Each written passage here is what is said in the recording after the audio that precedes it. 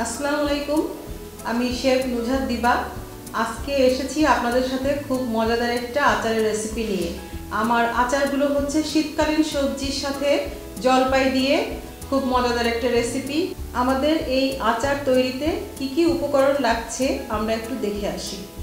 আমাদের এখানে লাগছে গাজর, বিটরুট, জলপাই, শুকনা মরিচ, সরিষা, তেঁতুলের কাঠ, রসুন, আদা, পাঁচফোড়ন বাটা, সরিষার তেল, চিনি, আদা রসুন পেস্ট, ঝালের গুঁড়া, হলুদের গুঁড়া, লবণ এবং ভিনেগার।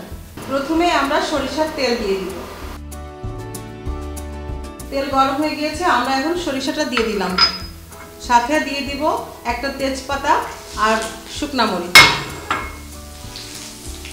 একটু নাড়াচাড়া করে আমরা এখন এই যে বাটা মশলা ছিল সেটা দিয়ে দিচ্ছি। এক এক করে আমি সব বাটা মশলাগুলো দিয়ে দিব। এখানে আছে আদা এবং রসুন পেস্ট,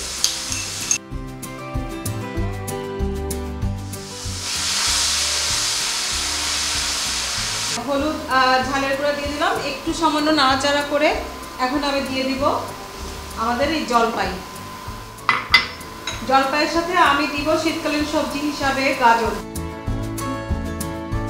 সাথে দিব আমাদের বিটরুট। আমরা অনেকেই বিটরুট খেতে পছন্দ করি না, কিন্তু হিমোগ্লোবিনের কিন্তু খুব ভালো একটা উৎস। বিটরুট খেলে আমাদের রক্তশূন্যতা দূর হয়। তো যার জন্য এই বিটরুটকে যদি আমরা আচার ফর্মে নিয়ে আসি, তো দেখা যায় যে আচার হিসাবে কিন্তু আমরা সবাই খেতে পছন্দ করব। গাজর দিয়ে, বিটরুট দিয়ে উপকারটাও পাওয়া যাবে, মজাও হবে। এবার এই পর্যায়ে দিয়ে দিব আমি আস্ত কিছু রসুন দুই ফালি করে এবং কিছু আদা জুলিয়ান কাট করে, সামান্য একটু তেঁতুলের কাঠ দিয়ে দিব। যেহেতু গাজরটা মিষ্টি এবং বিটরুটটাও মিষ্টি, একটু টক টক হলে ভালো লাগবে। এটার ব্যালেন্সের জন্য টকের আমি দিয়ে দিব কিছুটা চিনি।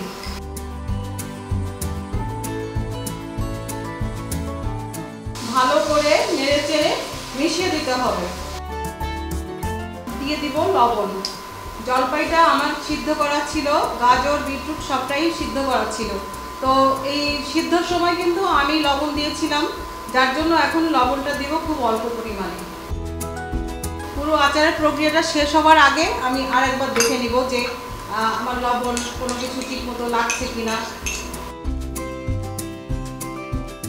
আপনারা যে যেমন মিষ্টি খেতে পছন্দ করেন, মিষ্টিটা আপনারা ওইভাবেই দিবেন।